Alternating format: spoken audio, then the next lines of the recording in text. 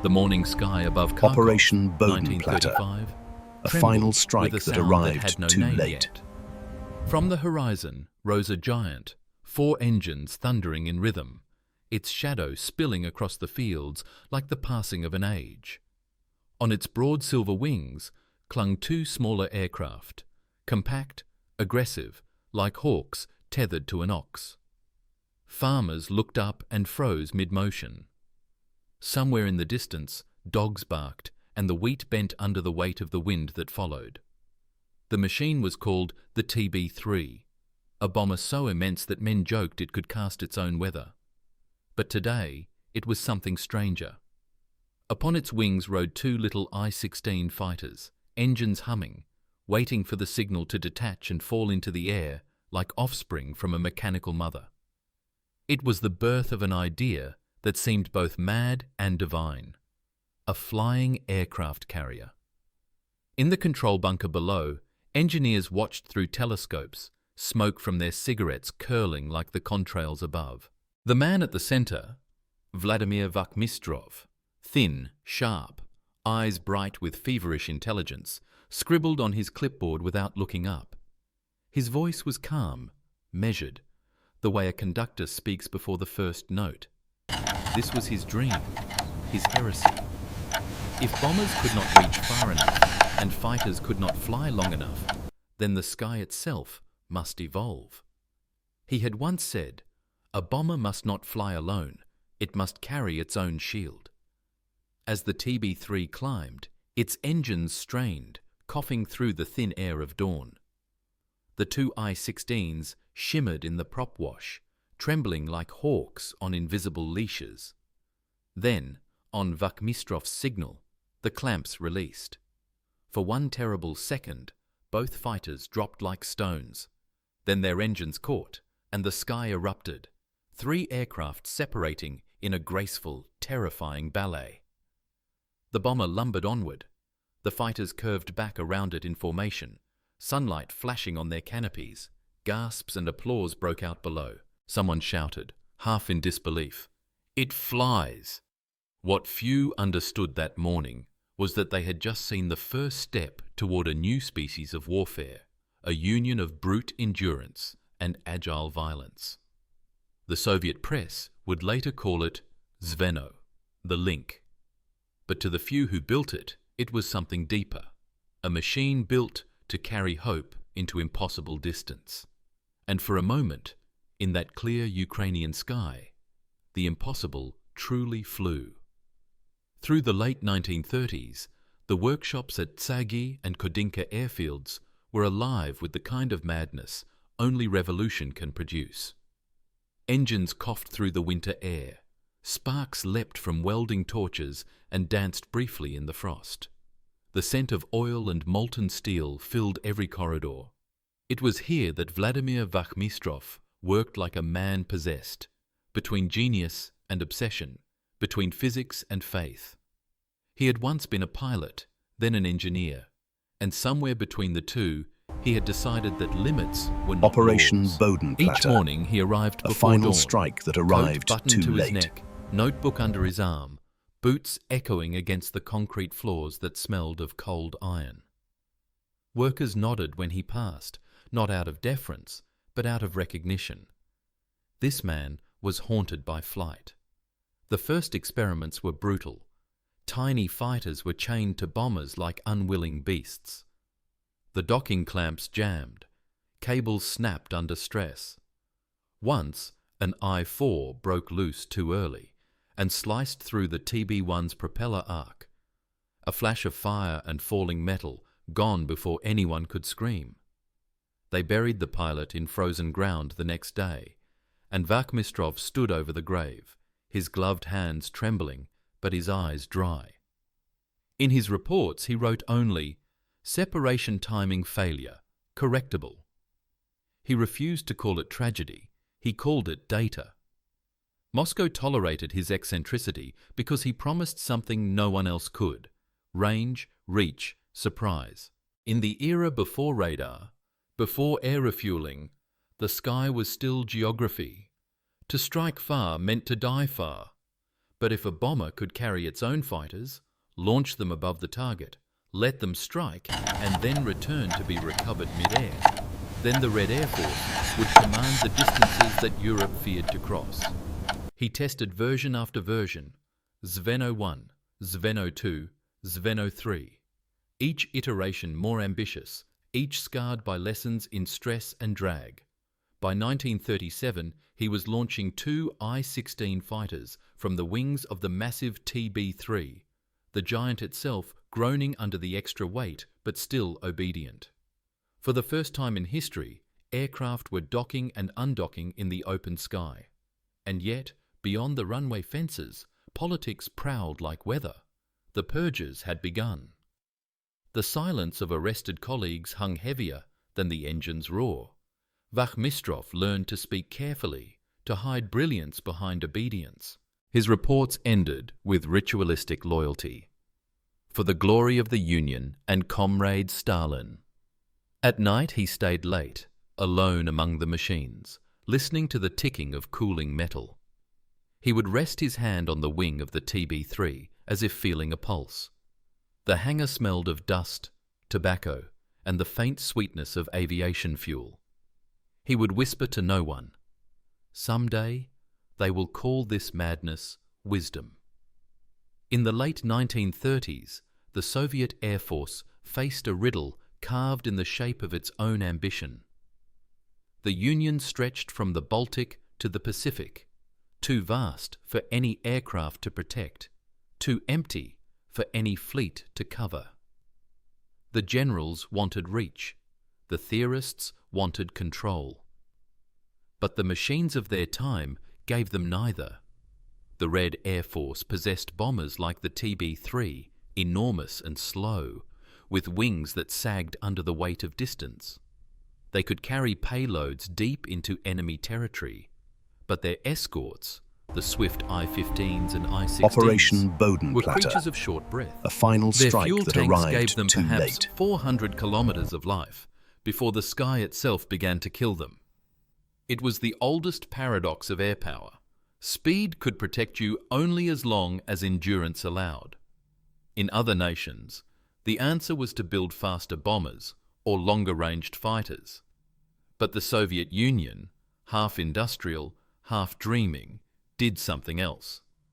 It asked its engineers to make the impossible commute between fantasy and necessity. And so, Wachtmistrov's idea, once a curiosity on the margins of design, became a potential weapon of doctrine. To the strategists of the Kremlin, the logic seemed crystalline. If bombers could not be protected all the way, they could at least carry their guardians part of the way. Let the heavy TB-3s rise from Crimea, bearing fighters beneath their wings like armoured cherubs. Let them fly deep into enemy airspace, invisible on radarless skies. When the time came, the fighters would detach, dive, strike, and, if fuel allowed, return to the same flying fortress that birthed them. It was geometry married to audacity, a bomber's radius multiplied by the courage of its offspring. Soviet military journals, under the cautious language of approval, called it a transitional concept of combined aviation. But beneath the jargon, one could hear the hum of something prophetic. In Wachtmistrov's notebooks, diagrams of aerial docking arms and parasitic clamps looked eerily like the refueling booms of a century to come. His handwriting was cramped, urgent, alive. Escort must evolve from following to riding. Yet the bureaucracy chafed. Each demonstration drew applause, but also the same bureaucratic sigh. Too complex, too expensive, too ahead. And still he persisted, because he saw not the present, but the horizon. He knew that in war, speed kills slowly, but distance kills immediately. By 1939, as Europe cracked under the first echoes of Blitzkrieg, the TB-3s stood old and heavy on their runways. Their fabric skins were outdated, their engines weary, their crews sceptical. The Zveno project was quietly shelved, declared technically admirable, tactically unproven. Wachmistrov was reassigned to less glamorous duties. His notebooks were archived, his name omitted from official communiques. The Soviet dream of the airborne carrier faded into the grey noise of other forgotten experiments. But the logic, the impossible arithmetic of reach and survival, remained, waiting in silence. And when the world began to burn in 1941, the Union would remember the man who once tried to make wings carry wings. Every war invention begins as a confession of loneliness. Machines are not born from comfort, but from the terror of being too far from help. And Zveno was precisely that, a fortress for those who could not afford isolation. To understand it, one must first understand the men who flew it. Operation Bodenplatte. Vladimir Wachmistrov a final was strike no that soldier of arrived emotion. too late. His voice carried the steady rhythm of a draftsman rather than the fervour of a prophet. Yet behind the narrow spectacles lay a peculiar tenderness, a belief that machines, if loved precisely, could become extensions of the human will. He kept his notebooks like diaries, filled with both equations and reflections. "Metal remembers," he once wrote, "and so must we." His test pilots were of a different breed. They were young, arrogant, and fatalistic. The generation raised on the promise that the sky was a second homeland of socialism. Mikhail Gromov, lean and stoic, spoke in short sentences, as if wasting words would unbalance his altitude. Stepan Anokin, mischievous and brilliant, treated death like an impatient colleague. Each time they climbed the TB3's ladder, helmets tucked under one arm, they looked less like aviators and more like miners descending into the earth, except their darkness waited above.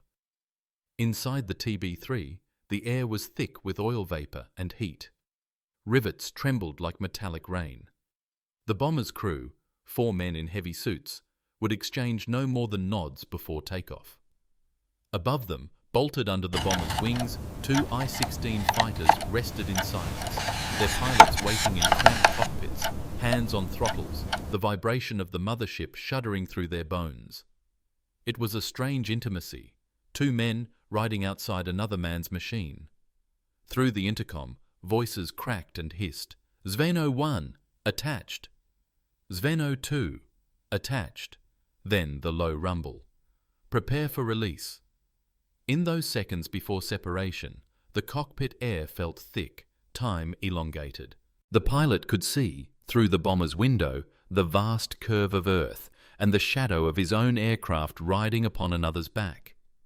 It was a perspective that no human being before him had ever possessed. To look down on the wings of one's own carrier, to realize that flight had grown another layer.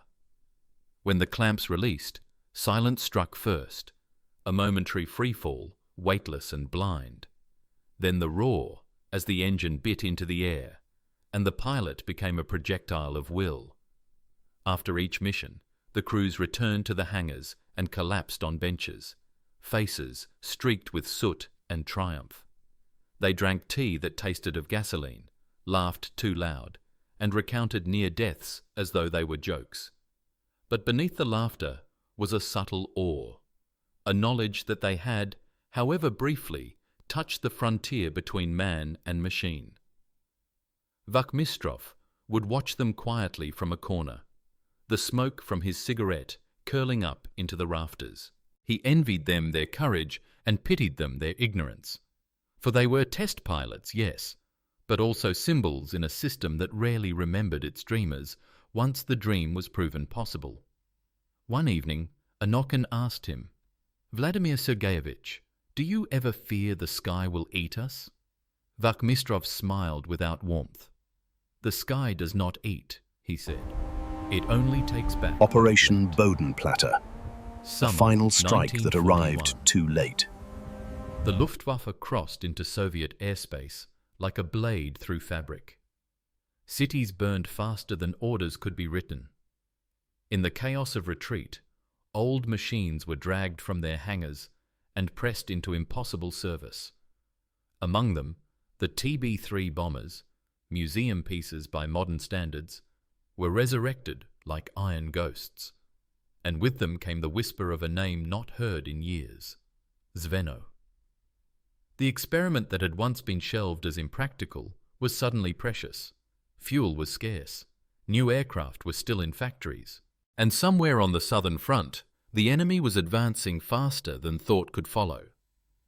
When every advantage was gone, even the forgotten could become a weapon. From a dusty base near the Black Sea, Wachtmistrov's surviving engineers were ordered to rebuild the Zveno systems: clamps, harnesses, control lines, using whatever materials could be scavenged. Old blueprints were unfolded on crates. Rusted wrenches scraped against bolts untouched since 1938. They called back the men who had once flown under his command. Veteran pilots now scattered among bomber and reconnaissance units. Some arrived skeptical, some grimly amused, all aware that the war no longer cared for elegance. Their mission: to strike at the King Carol Freight Bridge deep in Romania, an artery through which oil flowed to Hitler's armies. Conventional bombers had already tried. None returned. Anti-aircraft fire and Messerschmitt patrols turned the Danube corridor into a vertical graveyard. But Wachtmistrov saw what the generals could not. The old Zveno still offered what new aircraft could not: reach without detection. The plan was daring to the edge of suicide. 2 TB-3s would fly from the Crimean coast under cover of darkness, each carrying a pair of I-16 fighters fitted with 250-kilogram bombs. They would climb silently over the Black Sea, cross the Romanian coast at dawn, and release their fighter bombers directly above the target. The I-16 pilots would dive, strike, and if they survived, continue south to friendly territory or land on improvised fields. The night before departure, the pilots gathered in the dim mess hall, lit by kerosene lamps. There was no speech, only silence and the smell of oil-soaked uniforms. Anokin, now commanding one of the fighter crews, scribbled a few words on his flight board. "We fall to rise again." Someone laughed. Someone else muttered a prayer that no longer sounded ideological. At 03 Unkork, the engines ignited. The TB-3s lumbered down the runway, heavier than any aircraft had a right to be. Their shadows merged with the sea below as they climbed into a sky that smelled of salt and war. Inside the bomber's fuselage, the crew sat in darkness, listening to the creaks of metal straining under unnatural weight. The intercom crackled. Zveno 1, stable. Operation Zveno 2, Bodenplatte. stable. A final strike that arrived Outside, too late. the 2 I-16s rode silently beneath the bomber's wings, their pilots half blind from the wind glare, watching the stars slide over the horizon. By dawn, they reached the target. Below, the King Carol Freight Bridge stretched across the Danube like a scar of steel. The TB-3 turned into the sun, and at that precise moment, Wachtmistrov's dream returned to life. The clamps released, the fighters dropped. For an instant they hung in nothingness, glinting silver against the river's mirror, and then their engines screamed. They dove almost vertically, tiny streaks of fury falling upon geometry. Bombs detached, 4 blossoms of black descending through morning air. When the first explosion came, the sky itself seemed to flinch. The bridge buckled, flames rose higher than the river mist, and pieces of German trucks were thrown into the current like broken teeth. The anti-aircraft guns found their voices too late. 2 I-16s vanished into smoke, 2 climbed out of the inferno, wings scorched, engines coughing, but alive. They circled once, saluted the crumbling structure below, and sped eastward into the dawn. The TB-3s turned home slowly, engines sputtering, riddled by stray flak. The returning crews said little. One gunner described it later as flying through the sound of history breaking. The raid destroyed the bridge completely. For several days, Axis convoys were paralyzed, fuel shipments delayed, morale shaken. The reports filed by Soviet command were clinical, objective achieved, losses minimal. But among the men who flew that morning, there was a different understanding. A private knowledge that for a few luminous minutes, a dead idea had come back and changed the war. When they landed, mechanics wept without knowing why. And in a quiet corner of the base, Wachmistrov removed his cap and stared at the horizon until the wind dried the tears that no one was meant to see. After the raid on the King Carol WWII bridge, the Zveno squadrons flew again. 30 missions in all, each more desperate than the last. They attacked oil refineries near Constanza, railway yards in Ploeshti, supply convoys crawling through the mountains. Every time, the same ritual. A lumbering TB3 heaving itself into the sky, its skin patched with canvas and prayer, carrying 2 little fighters strapped to its wings like defiant children. Each mission began in silence and ended, almost always, in silence again. The crews grew older faster than time could measure. Anokhin's hair went grey in a single winter. Gromov wrote in his flight logbook, "We measure distance in funerals now." Yet they flew, because the front moved like a tide, and in its undertow, logic was a luxury. By late 1942, new machines had appeared. The P-2 dive bomber, the Il-2 Sturmovik, Operation the Yak-9 Bodenplatte, and Lay-5, a final faster, strike that arrived stronger, too late. and more practical than the relic that carried fighters on its back. The doctrine of combined aviation gave way to the brutal simplicity of mass production. Steel replaced ingenuity. Quantity replaced wonder. The Zveno concept had proven itself, but victory had no time for visionaries. Commanders spoke of efficiency, not elegance. Factories needed standardized designs, not floating experiments.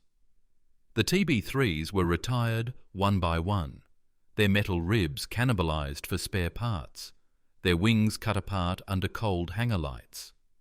Mechanics worked in silence, as though disassembling something sacred. When the last Zveno was dismantled in 1943, Wachmistrov was not present. He had been reassigned to administrative research, an exile for men whose ideas had run ahead of their usefulness. His new office overlooked a courtyard filled with snow and abandoned engines. On the wall behind him hung a faded photograph, the TB3 in flight, its 2 I-16s gleaming like satellites. He looked at it often, not in pride, but in a kind of quiet disbelief, as though uncertain whether he had truly built the thing at all. In later reports, the Soviet Air Force credited Zveno's missions with notable experimental success and measurable combat impact. The phrase was bureaucratically perfect and emotionally void. No mention of the bridge. No mention of the men who vanished into clouds and never came down. Only the numbers remained. Sorties, tonnage, radius, effect. The language of a machine describing itself. But history, like the sky, forgets nothing. Every generation of pilots who rose after the war, those who learned aerial refueling, mid-air docking, and drone recovery, all flew inside the echo of that old idea. They did not know his name, but they were his descendants. Sometimes at dusk, Wachmistrov would walk along the empty runway of an airfield near Moscow, where the wind still carried the ghost of propellers. He would close his eyes and imagine the sound of the TB3 rising again, the strain of its engines, the clatter of clamps releasing, the brief silence before the fighters fell into freedom. And for an instant, he would feel the weight of that sky returning, not as glory, but as proof that the impossible had once been real. History does not remember experiments. It remembers victories. Yet every victory begins as an experiment that refused to die. And Zveno was exactly that, a failure that dared to be useful, a dream that outlived the men who doubted it. From the high altitude of hindsight, the logic of the project appears almost poetic. A bomber that carries its own shield, a mothership birthing its own sword. To the generals of 1941, it was desperation. To the strategists of the century after, Operation it was prophecy. Bodenplatte. In modern A flight final doctrine, strike that arrived aerial too refueling late. extends range across continents. Drone carriers release autonomous fighters that return by magnetic docking. The principle, mobility as multiplication, is identical. Vakhmistrov's sketchbooks, now yellowed in archives, describe the very geometry of 21st century warfare. He had seen, decades too soon, that the sky itself could be a platform, not merely a path. But every revelation in war carries a human tax. The Zveno program was paid for not in rubles or medals, but in the slow erosion of its creator. To invent under Stalin was to walk a tightrope between genius and suspicion. Success drew attention. Attention drew danger. So Vakhmistrov learned the art of silence, the engineer's survival instinct, the ability to vanish behind his own blueprints. He watched as the ideas he had loved were absorbed by newer minds and reissued under safer names. He read reports of American experiments with parasite fighters, the XF-85 Goblin, the Phi-Con project, and felt neither anger nor pride, only the stillness of déjà vu. He knew the truth that all visionaries eventually learn. In war, invention is ownership only until the next explosion. The omniscient eye of history watches these patterns repeat. Every empire that reaches too far creates a Vakhmistrov, a man asked to make the impossible fly, then forgotten once it does. He is the mathematician of dreams, the craftsman of necessity, the one who understands that progress is simply desperation performed elegantly. The tactical lesson of Zveno was small: a few destroyed bridges, a handful of successful sorties. The philosophical lesson was infinite, that war rewards imagination not with applause, but with replication. Somewhere in the quiet archives of Moscow, the original clamp from a TB3 still exists, a chunk of iron no larger than a child's hand. It once held two aircraft together at 2,000 meters above the earth. Touch it, and you can still feel the vibration of both, the weight of ambition, the tremor of release. When the machines have rusted and the names have blurred, only one truth remains. Every act of creation in war is a rehearsal for peace that never arrives.